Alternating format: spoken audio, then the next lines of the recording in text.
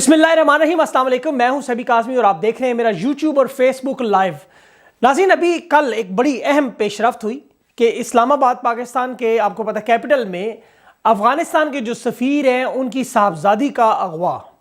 اب یہ ایک بڑا اہم معاملہ ہے اور سب سے اہم اس میں آپ ٹائمنگ چیک کریں، ذرا حالات اور واقعات کے حساب سے اس کی ذرا ٹائمنگ چیک کریں اور اس کے بعد پروپیگنڈا چیک کریں۔ پہلے میں اس واقعے کی تھوڑی سی جلدی سے تفصیل آپ کو بتا دوں جو ابھی فی الحال جو شیخ رشید صاحب نے وزیر داخلہ ہیں انہوں نے اور مختلف آؤٹ لیٹس نے ابھی تک جو یہ تفصیلات رکھی ہیں ان کے مطابق کہ یہ خاتون 26 سالہ جو لڑکی ہے بلکہ یہ گھر سے اپنے نکلیں، پیدل چل کر گئیں، پھر انہوں نے پہلے ایک ٹیکسی بلائی، پھر دوسری ٹیکسی بلائی، کئی رپورٹس میں اوبر کا نام بھی ہے، انہوں نے بلایا، ایک ٹیکسی ڈرائیور کو بھی پکڑ لیا ہے، پھر یہ کچھ ٹائم کے لیے جو ہے وہ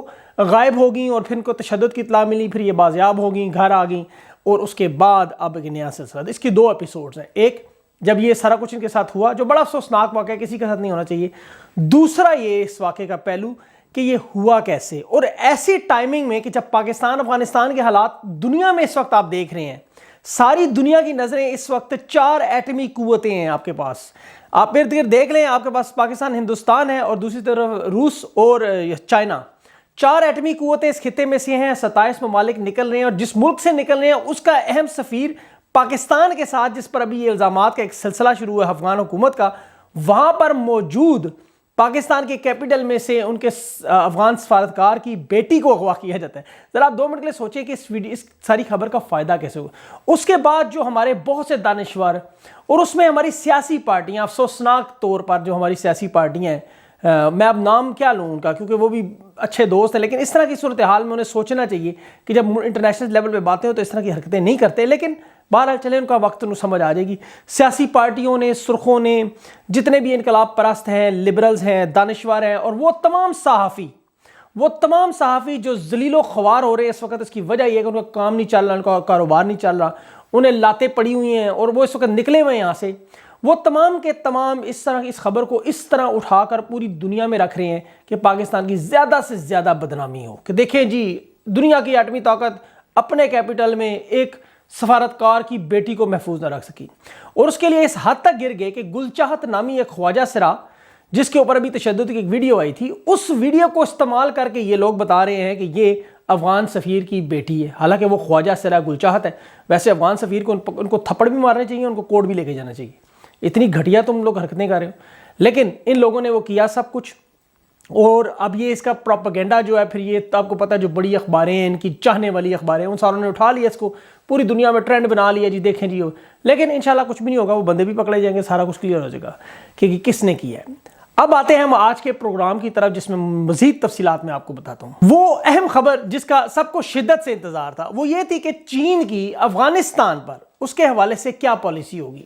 تو چین نے جی اپنی پالیسی کا اعلان کر دیا ہے، چین نے بتا دیا ہے کہ ہم لوگ یہ کرنے جا رہے ہیں، اور یہ سب کی توقعات کے برعکس انہوں نے ایسی پالیسی بنائی جس کا لوگ یقین نہیں کرتے۔ خود چین کے جو آپ کو پتہ ہے بڑے بڑے جو ان کے وہاں کے لوگ ہیں اور دنیا بھر کے ایکسپرٹس ہیں، وہ یہ لوگ پریشان ہو گئے یہ فیصلہ یا تبدیلی جو چین نے اچانک کیا اس کی وجہ کیا ہے۔ اس کے لیے سب سے پہلے آپ کو یاد رکھنا ہوگا چین اور روس وہ ممالک ہیں جو امریکا کو افغانستان سے ہر صورت میں نکالنا چاہتے تھے، اور اس کے لیے انہوں نے چین کے جو آپ کو پتہ ہے، آپ کو یاد ہوگا انہوں نے پریس کانفرنس کی ابھی جو 14 جولائی کو، ان کے جو وزیر خارجہ وانگ وی، انہوں نے کہا، اور یہ خبر میرے پاس موجود ہے آپ دیکھ سکتے ہیں میڈیا کی، جس میں نے کہا کہ چین امید کرتا ہے، اب دیکھیں انہوں نے کیا کہا کہ افغانستان میں طاقت کا توازن ہوگا۔ تمام مسلمانوں کے لیے انہوں نے یہ لفظ استعمال کیا، ان کے لیے مطلب جو دہشت گردی کی سوچ ہے وہ ناقابل قبول ہے، شدت پسندی ناقابل قبول ہے، تمام ہمسایوں کے ساتھ بہترین تعلقات ہوں گے، اور یہ پالیسی آپ سب کو امپلیمنٹ کرنی ہوگی یہاں پر۔ اب دیکھیں امریکہ یہ خبر تھی پہلے جی امریکہ نکل رہا ہے اور چین داخل ہو رہا ہے، اب اچانک چین نے بریک کیوں لگائی؟ اور چین اس سے پہلے آپ دیکھیں تو جو بائیڈن امریکہ افغانستان سے انخلا کا جب اعلان کیا تھا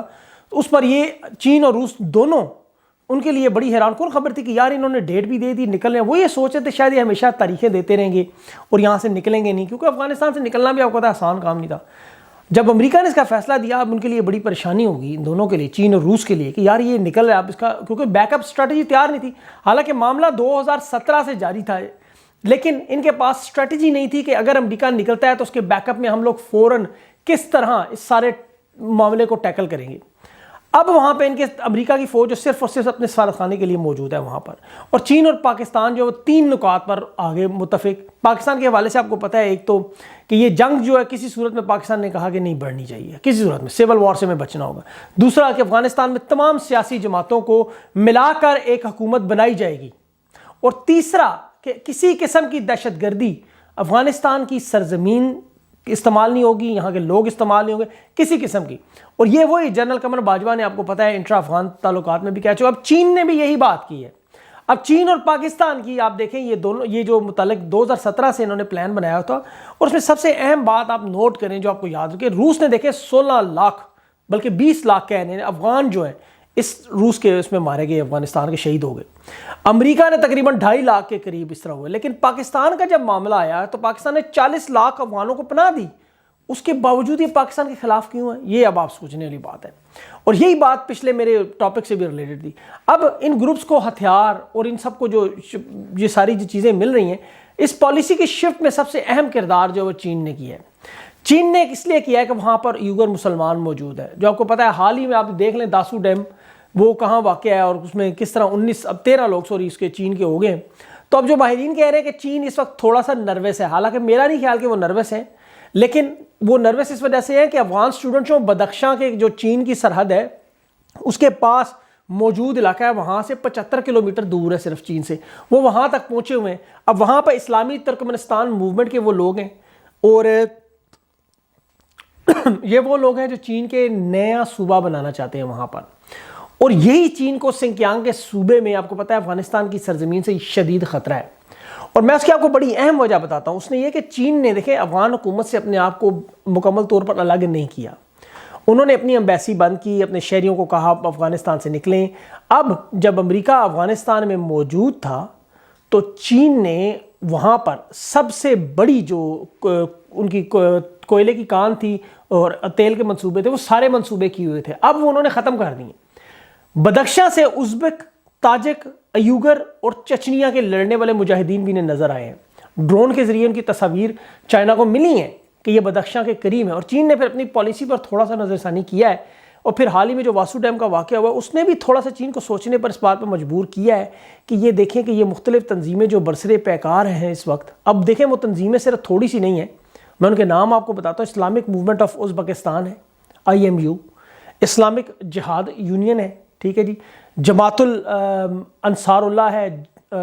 جند اللہ ہے، اس میں ایسٹ ترکستان اسلامک موومنٹ ہے ETM، اور ترکستان اسلامک پارٹی ITP۔